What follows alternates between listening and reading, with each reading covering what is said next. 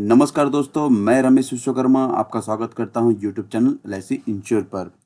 आज मार्च 2020 को एलआईसी ने अपना नया यूलिप प्लान मार्केट में लॉन्च किया है।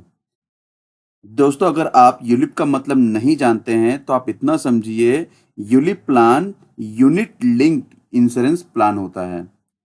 यूलिप प्लान में हम जो भी प्रीमियम जमा करते हैं उसका कुछ हिस्सा लाइफ इंश्योरेंस कवरेज में जाता है और जो बाकी बचा हुआ हिस्सा होता है वो शेयर मार्केट में मतलब इक्विटी और डेब्ट फंड में इन्वेस्ट किया जाता है।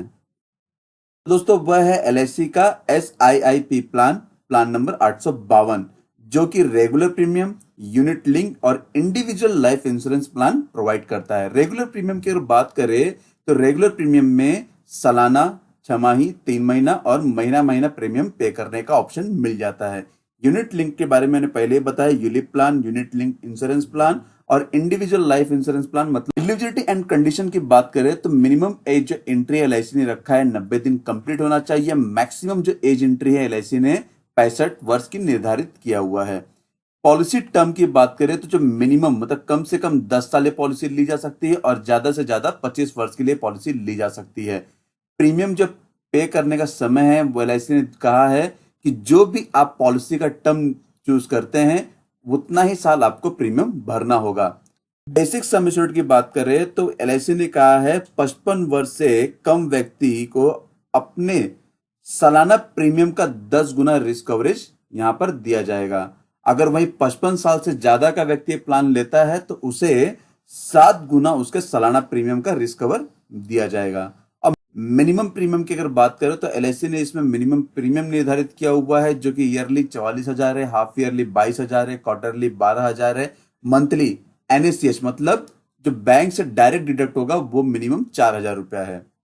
मिनिमम जो पॉलिसी मैच्योरिटी एज है एलआईसी ने वो 18 वर्ष रखी है। अगर 90 दिन के बच्चे को पॉलिसी दी जाती है तो कम से कम उसे टर्म 18 वर्ष का दिया जाएगा। मैक्सिमम जो पॉलिसी मैच्योरिटी एज है वो है 85 वर्ष। अगर 65 वर्ष का ये व्यक्ति ये पॉलिसी लेता है तो उसे ज्यादा से ज्यादा जो टर्म मिलेगा वो 20 वर्ष का ही मिलेगा।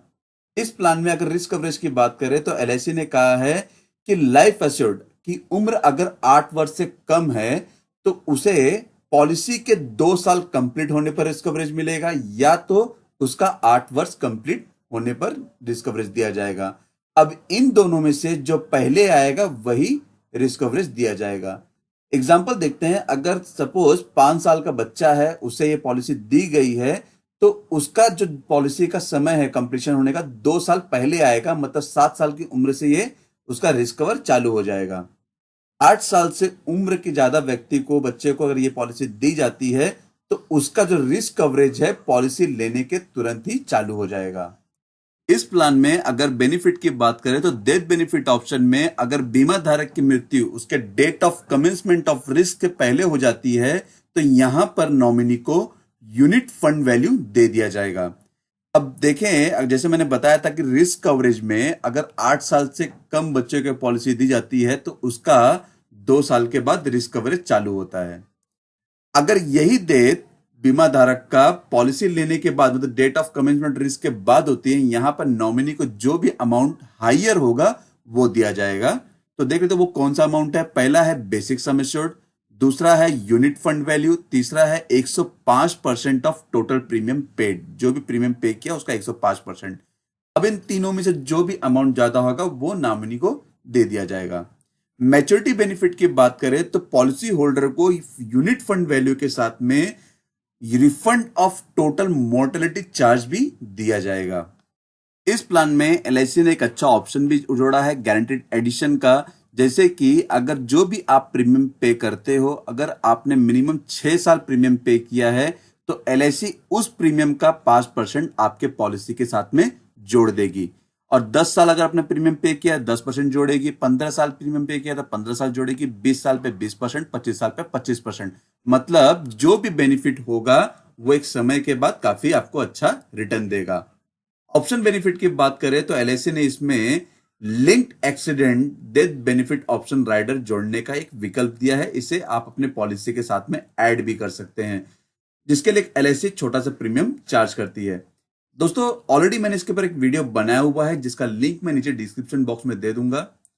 दूसरा है फोर फंड्स। एलआईसी ने जो आपके फंड्स को इन्वेस्ट करने वाली है वो उसके 4 फंड से दिए हुए हैं। पहला है बॉन्ड फंड, दूसरा है सिक्योर्ड फंड, तीसरा है बैलेंस फंड, चौथा है ग्रोथ फंड।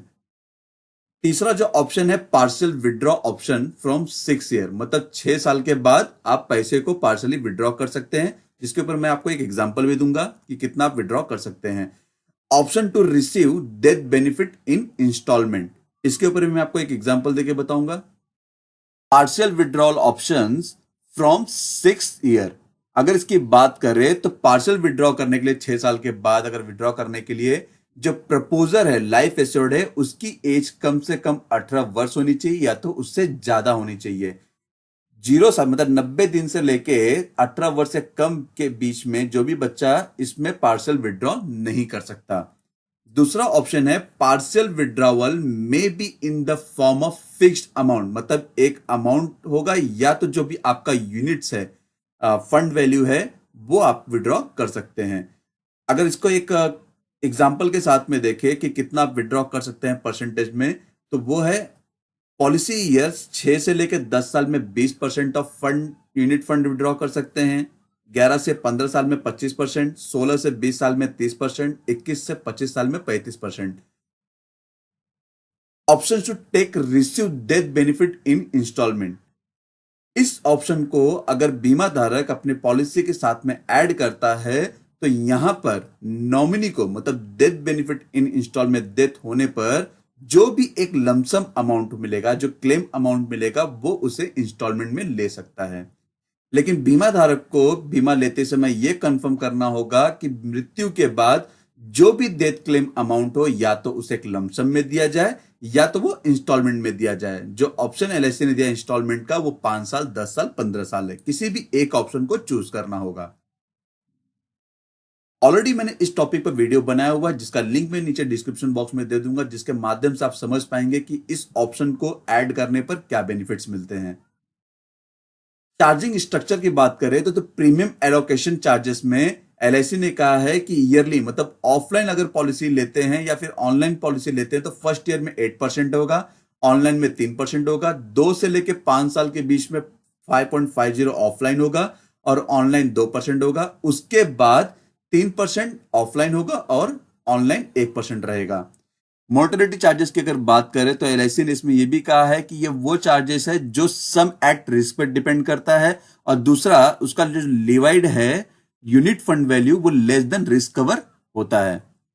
फंड मैनेजमेंट की बात करें तो अगर पॉलिसी इनफोर्स है तो वहां पे 1.35% पर एनम यूनिट फंड देना होगा और दूसरा अगर पॉलिसी डिसकंटिन्यूड है तो 0.50% per annum of unit fund है।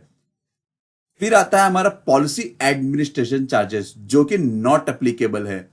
स्विचिंग चार्जेस की बात करें तो with in a given period, मतलब पॉलिसी जब ले रहे हैं तो उस साल में एलआईसी 4 बार पॉलिसी को स्विच करने का ऑप्शन दे रही है जो फ्री ऑफ चार्जेस है।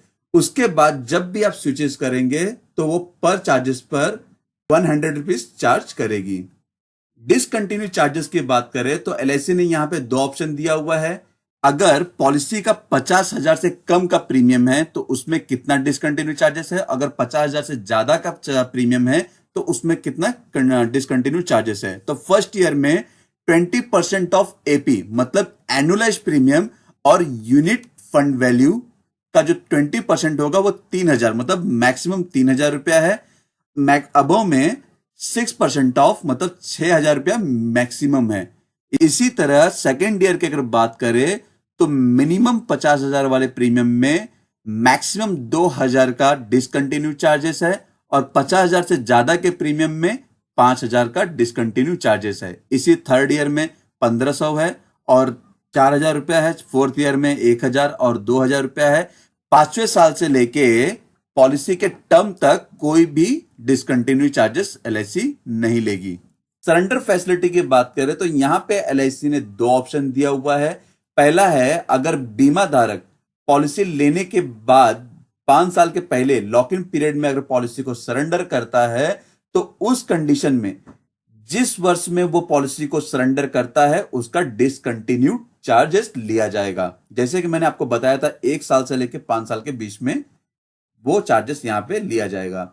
दूसरा है, अगर पॉलिसी के 5 साल के बाद यह पॉलिसी को सरेंडर करता है तो इसमें कोई भी डिसकंटिन्यू चार्जेस नहीं लिया जाएगा। जो भी उसका यूनिट फंड वैल्यू रहेगा वो वहां पे उसे दे दिया जाएगा। लोन फैसिलिटी की अगर बात करें तो एलआईसी ने इसमें कोई भी ऐसी फैसिलिटी नहीं दी है कि जिसके कारण आप लोन ले सके। कमीशन स्ट्रक्चर की अगर बात करें तो एलआईसी ने यहां पर 2 ऑप्शन दिए हुए हैं। पहला 40,000 से लेकर 74,000 के प्रीमियम में, दूसरा 75,000 से ज्यादा के प्रीमियम में। तो जो भी प्रीमियम एजेंट अपने क्लाइंट से लेता है तो उसका उसे फर्स्ट ईयर में 2.5%, अगर 40,000 से 75,000 के बीच में लेता है तो 2.5% से उसका कमीशन दिया जाएगा। अगर 75,000 से ज्यादा का प्रीमियम है तो उसे 4% दिया जाएगा। इसी तरह दूसरे और तीसरे साल में 3.50 है, 4.50 है।